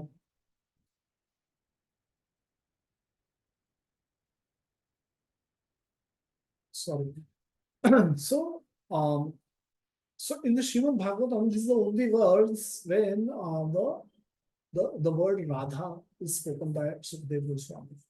Anayaradhito nunam Bhagavan Harihareshwaraha yanto vihaya govindaha prito yamana yad iraha. So in the 30th verse is where Krishna is Sukadeva Goswami is speaking this beautiful verse that certainly this particular gopi has perfectly worshipped the all-powerful personality of Godhead, Govinda, since he was so pleased with her that he abandoned the rest of us and brought her to a secluded place. Right. Uh, so happens that Krishna plays flute in the middle of night and he calls all the gopis. And all gopis leave everything that they had, their material relationships, they abandon everything and they go in the middle of night to meet Lord Krishna in the forests of Vrindavan. On the banks of Yamuna and Kalindi, when Krishna meet all of them, they have exchanges. And then they says that, thank you for coming, but now you can go back. And they say, we can't go back. And Krishna says, it's not good for you are all grahasthas, you all have your husbands, your children, your parents, your in-laws, and what will they think? You shouldn't be here in such a forest place which is filled with wild animals. You shouldn't be here. You should be with your doing duty in the material life. That is the right way. You should be performing your occupational duties as a grahastha ashram, and you should be meditating on my form as a deity, and that is performing bhakti yoga. That is what you all should be doing. Why you are here? Then the Gopi says that now you cannot abandon us. We have abandoned everything to come to you, and you say that whoever comes and takes shelter at your lotus feet is never disappointed, is never so we cannot go back. Now you do whatever you want to do with us. And then they after that beautiful pastime, they start having the rasa dance. They start with having the rasa dance. And at that time, the Lord Krishna expanded himself, and there were millions of gopis, and he expanded himself in equal numbers, and all of them were having a beautiful dance pastimes. And each gopi that time were feeling that Lord Krishna is exclusively dancing with her alone. And so she's so special. I'm so special that Krishna has decided to give me all his attention. And thinking of that, by the arrangement of Yoga Maya, they develop pride in their heart. And seeing pride being there, avidya being there, Krishna disappears from the scene. Krishna disappears, and all the gopis suddenly realizes that Krishna is not there, and then they start checking with each other, is Krishna with you? And then they all says that no, he was with me for a moment before, and now he's not there. And they realize that Krishna has abandoned them, Krishna has left them, Krishna has given up on them, and for some mistake which they probably must have had done, but and they all are devastated. They all start due to the separation from Krishna. They came there for Krishna. They came there.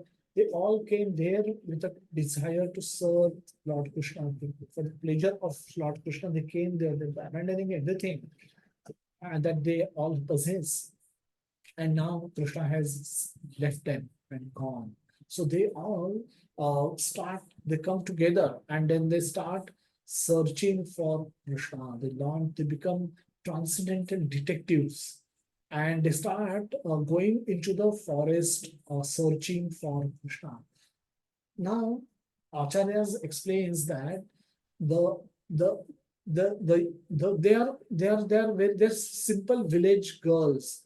Now the pride that appeared in their heart was from the reality that they knew that amongst all of them, they knew that they all loved Krishna. All of those girls, they grew up in the village, same village together. So they knew, all of them knew each other very well. They knew each other's name. They've been growing up together, and they also knew that Radharani has special love for Krishna.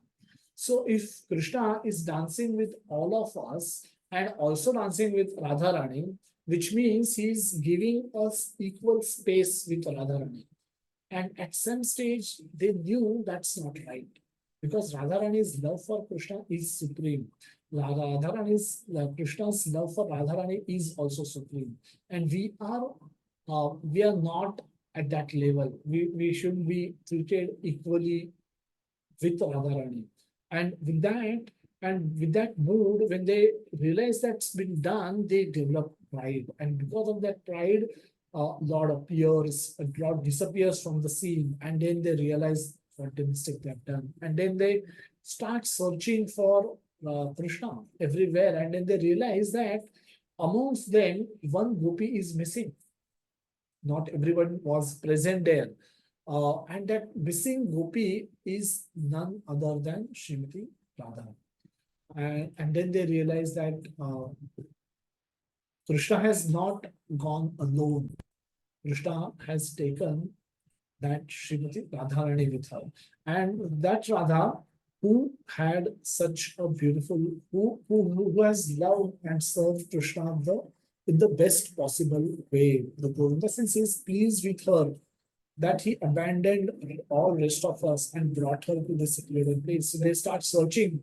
Gopis start searching for Krishna, and then they start wandering through the forests of Vrindavan, and then they realize they start seeing the footsteps.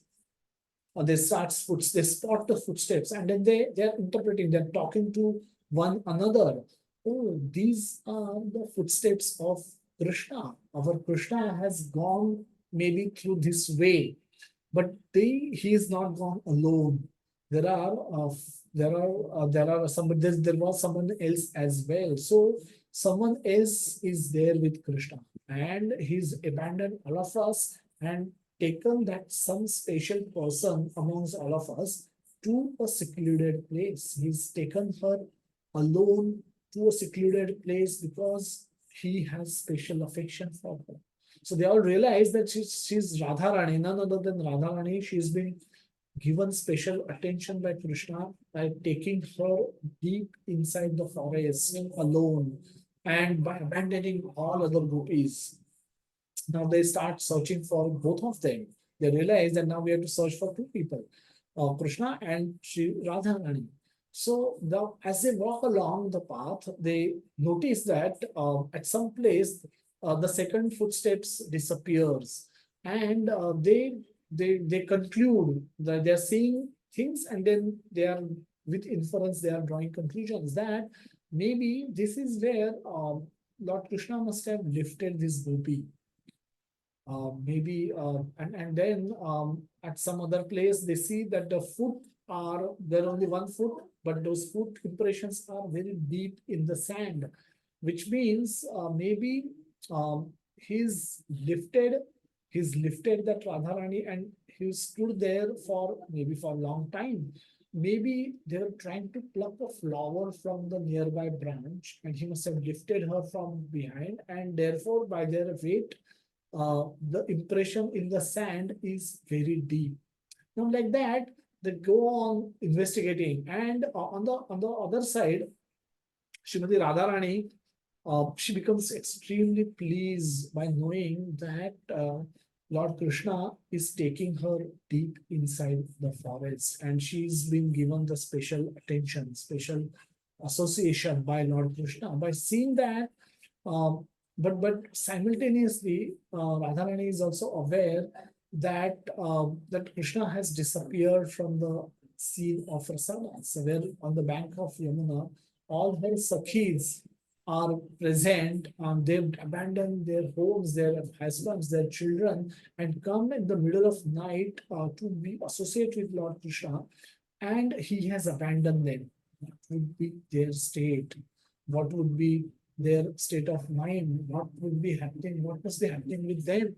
So Radha Rani is parallelly, as she's walking along with Krishna, she's also thinking about her sakhis, and she's worried that while she is in association with Krishna, there is no one to console the broken hearts of her sakhis.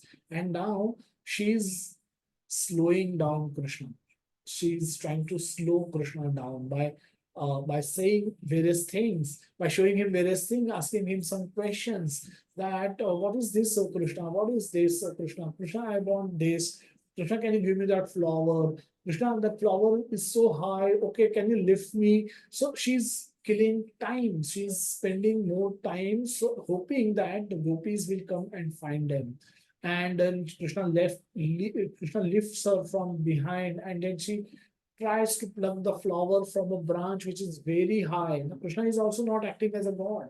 Krishna is acting as a boy, as a lover boy, as a in front of his the most beloved gopi, Radha Rani. So he says, then after some walking for some more time, that's where we see the footprints getting deep impressions into the mud, into the sand, and then after some walking for some more time, Radharani says, "Oh Krishna, I'm very tired. I cannot walk."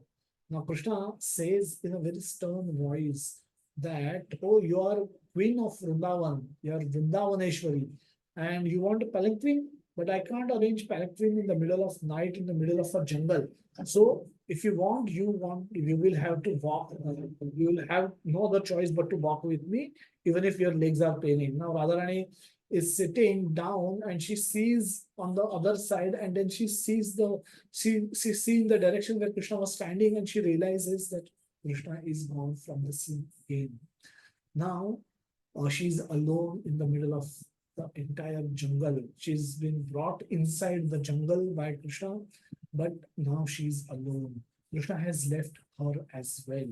Now feels extremely sorry for offending Krishna's heart, that she couldn't serve Krishna, whatever as per his desire, and she feels heartbroken. She feels that the pain of separation is going to kill her today. She's going to give up her body. So the pain, our body reacts to pain in different ways.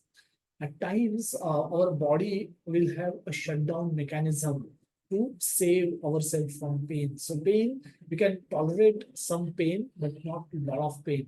So the people falling unconscious is one way in which we save ourselves from the pain, experiencing acute pain.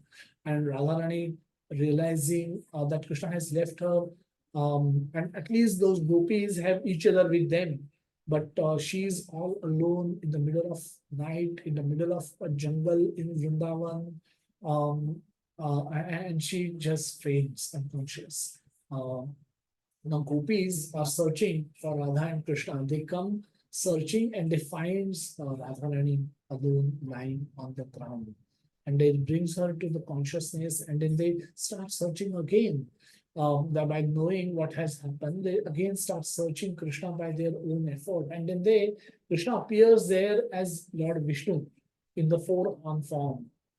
Krishna appears, and then they see some blue light in the jungle, in the middle of jungle somewhere, and then they goes there running, thinking that Krishna is standing there waiting for them, and we can beg for forgiveness. We can beg. We can do whatever he wants, whatever he wants to make him happy. And thinking all that, they rush towards that spot where the blue light is coming, and then they reach there. They realize that it's not Krishna, it's Lord Vishnu standing there in four-arm form. And the gopis, by seeing Vishnu, they feel disappointed. Now, Vishnu is the greatest appointment any soul can make for himself. Dhruva Maharaj, saw Lord form of Lord Vishnu, and he was purified. The Narada Muni, he saw Vishnu and he was purified. And seeing Gopis' love for Krishna is so much that seeing Vishnu, they get disappointed. And then they pay obeisances to him. And then they say, have you seen Krishna anywhere? And then Lord Vishnu points in a particular direction. And then they go, they leave Lord Vishnu, and then they go rushing in the direction shown by Vishnu, to search for Krishna. And then Radha Rani comes from behind, and she's alone, and then she sees Vishnu, and she, with so much intensity, so much intense love, she asks Vishnu, um, "Are you my Krishna? Have you seen my Krishna? Where he is?" And then her love, her intensity of her love is so much that even Lord Krishna couldn't hold his four-arm form, and the two forms disappears, and then he embraces Radharani in the bank of Yamuna. And then everyone, all the gopis return to the Yamuna, and then they sing the Gopi Geet, and at the end of that, Lord Krishna reappears with everyone, and then they continue with the rasa dance pastime. So, Krishna couldn't be searched by the efforts of Gopi, but he appears, he reveals himself, answering to the prayers of the Gopi. Each Gopi or Acharyas identifies which Gopi has spoken which verse, Gopya Uvacha. So collectively they're speaking on their own, they're expressing the feelings of their own heart as well as the collective feelings of all the Gopis. And then like that, when they offer beautiful prayers to Lord Krishna, and at the end of those prayers, Krishna appears on the scene, and then they continue with the chapter. They continue with the resonance.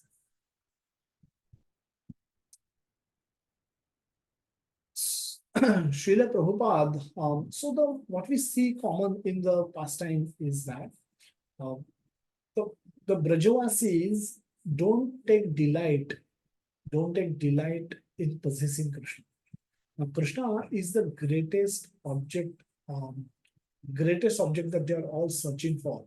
However, their consciousness goes towards Krishna, and once it reaches Krishna, it comes back to the people.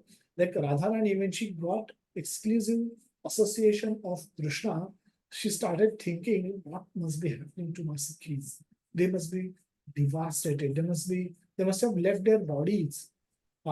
Seeing them being separated from Krishna, they must have by now given up their bodies. Or what must be happening with them? Who is there to console their hearts? And so, despite of having Krishna, she was thinking about her Sakhis, and her Sakhis were, when they had Krishna, they were thinking about Radharani, that Krishna should not treat us equally with Radharani, because she has special affection for Krishna. We are not as good as Radharani. We don't love Krishna as much as Radharani loves Krishna. So she deserves special attention. She deserves special care from Krishna. And but Krishna is still chosen to treat them all equally. The pride appears in the heart of gopis, and then Krishna disappears. So that is beautiful pastime that happens between Brajavasis. The Brajavasis are never interested in holding on to Krishna for their personal enjoyment. They want to share Krishna. So Srila Prabhupada had Krishna in his in the age of 70, when most people will want to go to a holy dham and retire and spend the rest of their life doing bhajan and kirtan, and then go back to Krishna, Godhead, perfecting our life, getting disconnected from the whole material world. Now, Prabhupada had that opportunity when he was living in Vrindavan, Radha Damodar temple, the best place in the universe, and he was so much affectionate. He had so much affection for Krishna. He had so much love for Krishna. He was chanting whole day and night. He was praying to Krishna whole day and night. He could have spent the rest of his life like this. and would have gone back to Godhead. However, he had intense desire to distribute Krishna prema to everyone, to all of us. And for that, he had his instructions by his Guru Maharaj, working as a lighthouse. So he always had his eyes set on this lighthouse. He always wanted to do what his Guru Maharaj told him to take Krishna consciousness, take the instructions of Lord Chaitanya Mahaprabhu to the Western world and distribute Krishna prem to everyone. Now, taking risk of potential fall down and using Krishna, uh, Prabhupada went across the ocean to America and established Islam. Just like how gopis wanted to give Krishna to Radha Rani and Radha Rani wanted to give Krishna to gopis, Prabhupada also had a mood of giving Krishna to the whole world. He alone was happy. He was filled with joy of Krishna consciousness at his personal level, but he wanted to share this joy with everyone. And Krishna reciprocated by giving him more than 100 temples and 5,000 disciples. And glory that is sung in the temple, in each ISKCON temple at 8 a.m. When we chant Shri Guru Charna Padma. So that's a glory that will go on for another 10,000 years. And that's why Prabhupada becomes part of this Vraja Prema.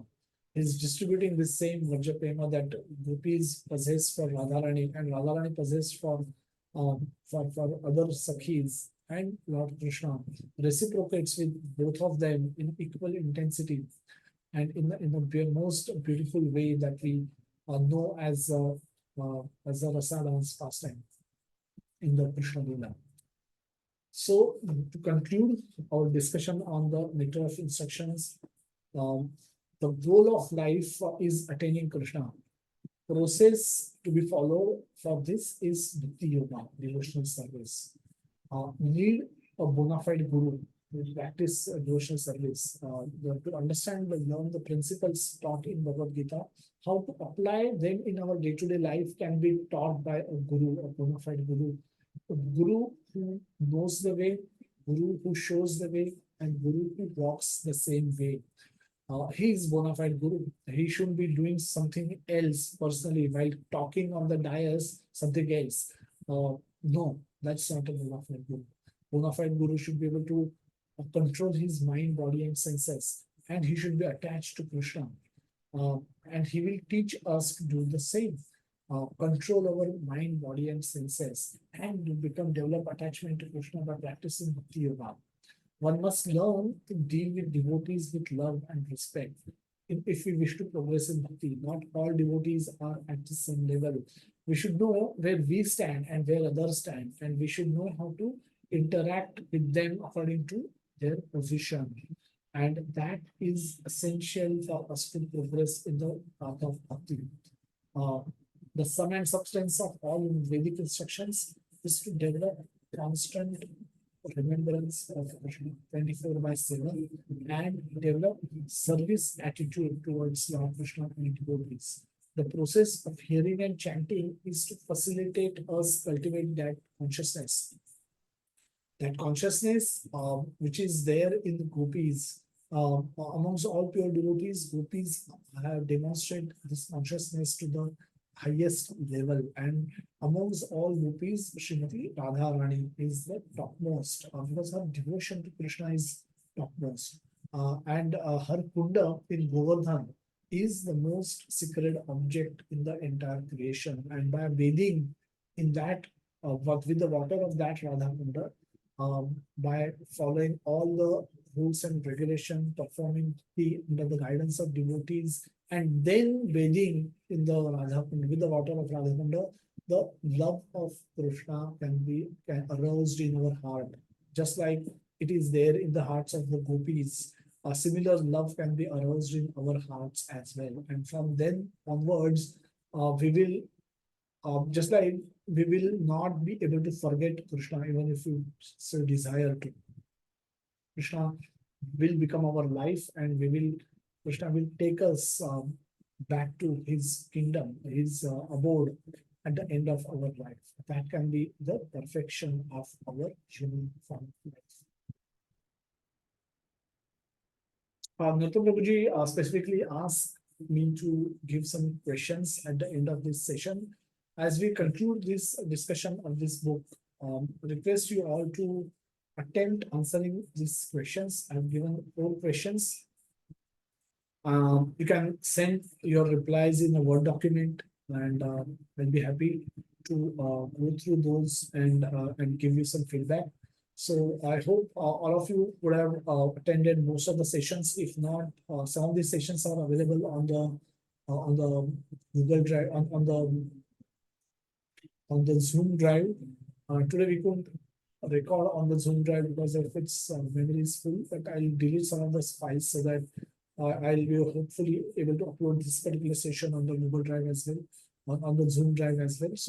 So that those who missed today's session or couldn't attend in complete form, they can try and see the recording and try and catch up on what they missed. So these questions, please feel free to ask me clarifications if we are not able to understand any of these questions, but do attempt answering these questions and in a Word document and send those to me.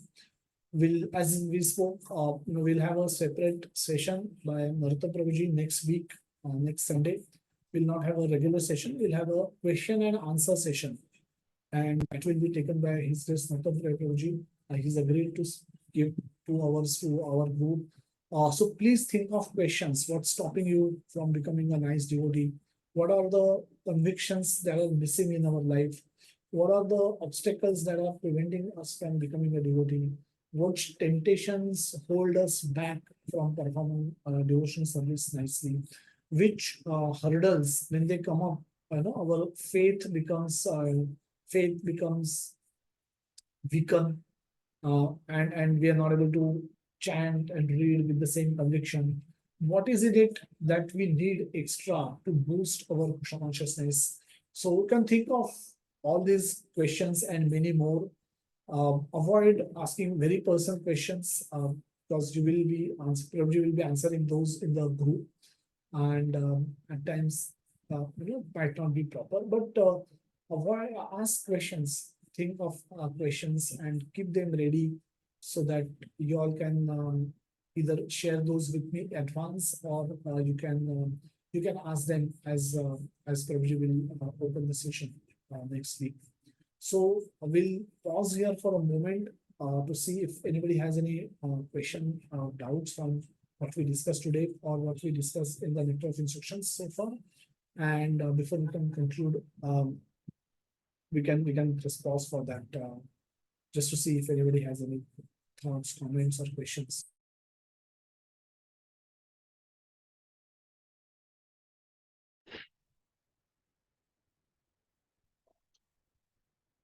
Hare Krishna Prabhuji, Dandavat Pranam.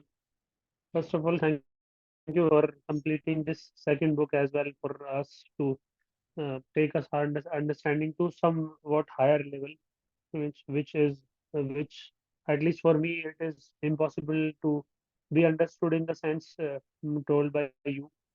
And the question as per se means this, as you in the beginning itself mentioned that this topic is it's in itself is such of such great level that to come to this level one has to be, in my understanding, one has to be the pure devotee of Lord. Then only one can understand, so that the inquisitiveness or the inquiry can come in the mind.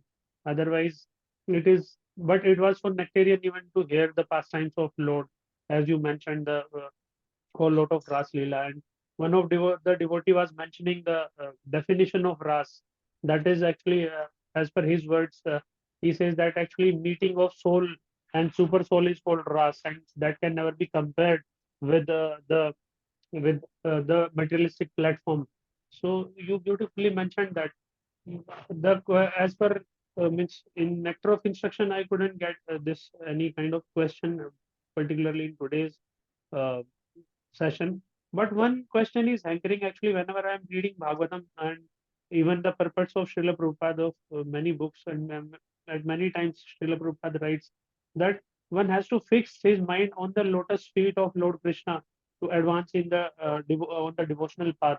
So I was not able to understand it that what whether Srila Prabhupada is actually literally referring us to uh, just focus on the lotus feet of Lord Krishna, or he refers to some kind of engagement of ours in the devotional service of Lord Krishna.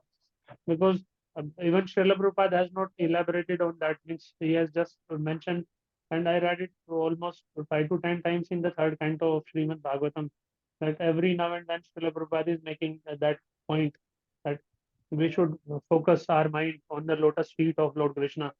So, how it is to be understood, Prabhuji, means what Srila Prabhupada is referring there, and what should be our role, means how we should perceive and implement that. So, Hare Krishna. Hare Krishna, thank you so much for this question. Uh, yeah, we can ask this to Gautam Prabhuji as well, but I can't give answer as per my understanding. So, when we say that we need to fix our consciousness on the lotus feet of Lord Krishna, the feet is an object of service, and the service of a person, so of a person, basically. So we should make service to Krishna our topmost priority. Service can be is doing japa is also service, but doing practical service is also a service. Reading about Krishna is also service, but getting inspired from reading from Krishna about Krishna to being feeling inspired to do something for Krishna physically using our mind, body, senses is also a service. So by it's not a passive activity in my mind, in my view, but it's supposed to give us active occupation by taking inspiration from japa, from reading and a hearing process, the Shravanam Kirtanam process. We are supposed to utilize our mind, body, senses in practically serving the fields of serving the feet of Lord Krishna implies doing what is necessary for the propagating of the moment of Lord Krishna. Its feet go from one place to from New York to San Francisco to Los Angeles to Montreal to Toronto to London to Japan to Australia. And so Lord Krishna's, Lord Chaitanya Mahaprabhu's feet went all over the world. And that's how more than 100 temples were established while Prabhupada was present. And now we have more than 800 temples. Even when Prabhupada is not personally present in the material form. So the fixing is, in my view, is not a passive activity, but it's an active participation in the rendering of devotional service, practical devotional service. That is how I understand it. But yeah, you can ask. If you are not happy with this answer, you can feel free to ask this to Nathan Prabhuji next Sunday as well. There is no question of unhappiness, Prabhuji. And so you have mentioned it beautifully, the aspect that it is rendering devotional service. But if you want that we need to seek something from Prabhuji also, then it can be asked. Otherwise, it was very satisfactory, which is a very satisfying answer to, because Srila Prabhupada is not mentioning there. So again, it went like speculative thing that I was thinking from my mind itself that should be the answer of this. Then I thought of that, not speculating on it, rather to clarify it. So Yes. that is So why I was Prabhupada, just yeah, Sri Prabhupada searching for has opportunity. translated devotion bhakti as a devotion service, and in the purpose to uh, the purport to the Nectar of Instruction itself, we discuss in one place that it is not passive meditation, but practical application. In one of the purports in the, I think, third verse, while discussing third verse, probably, that third or fourth verse. I think we discussed that the purport opens with the statement that bhakti is not a passive meditation, but it is practical application.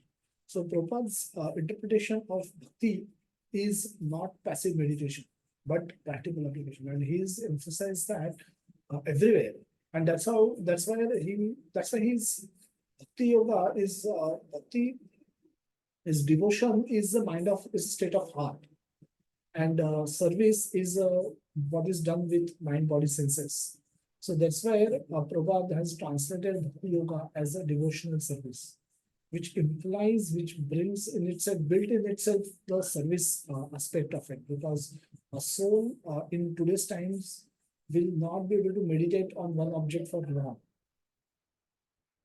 So unless they are physically engaged in serving that object, that passive meditation can go in the wrong direction only.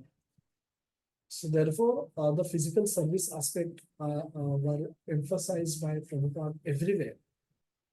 And Bhagavatam typically, um, again, Prabhupada will write in the commentary, in the purport about the service. He will always emphasize on the service. But Bhagavatam has a different mood because a lot of those devotees are speaking in different times. Not everyone is, not everyone, so not all expressions Prabhupada wrote with reference to Kali Yuga people. So that way we can still understand that devotional service means service, practical service. And devotion is a matter of heart, and service is a matter, subject matter of what we can do. Because we get an inspiration from the scriptures. We feel inspired. We feel inspired by learning scriptures, and getting intellectual understanding of about the scriptures, and having felt inspired, we act in that mood, in that inspired mood to serve the Lord. So if you see the Bhagavad Gita 13.26 verse, Shrutya and then Upasate, both things are there. That by hearing, getting inspired from the process of hearing, Shrutya, and Upasate. Upasate is actual performance of devotional service. So feeling inspired and then performing devotional service. Both aspects are critical. Same, I think 14.26 verse also speaks the same thing. 15.19 also says the same thing. 10.8 also says the same thing, that become impressed with my greatness, but don't stop with that. Start rendering devotional service to me.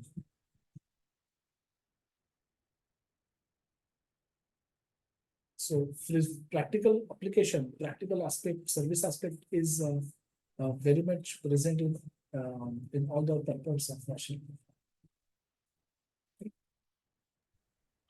Thank you very much for that elaboration. I thought means clarifying is more better than just speculating with my mindset, because since there was no further dots of given by Srila Prabhupada in that. Thank you very much, Prabhuji. Hare Krishna. That is elaborate. Hare Krishna. Dandavat pranam, Prabhuji. Thank you so much. Hare Krishna. There are no more questions. I think let's wait for next Sunday. Eagerly think of all the questions. Try and answer the questions. I'll circulate the slides. The slides I'll circulate later. But try and answer these questions, and hopefully, you all can get a lot of realizations while answering these questions, and hopefully those will be inspirational for becoming a better devotee than what we are today. And it's been an inspiring journey for me as well. And thank you for very much all for being part of this journey. And we'll post next session. We'll start with the Shri Ishopanishad. So I hope you all to see on next Sunday and later as well. So till then, have a very safe Krishna conscious week ahead.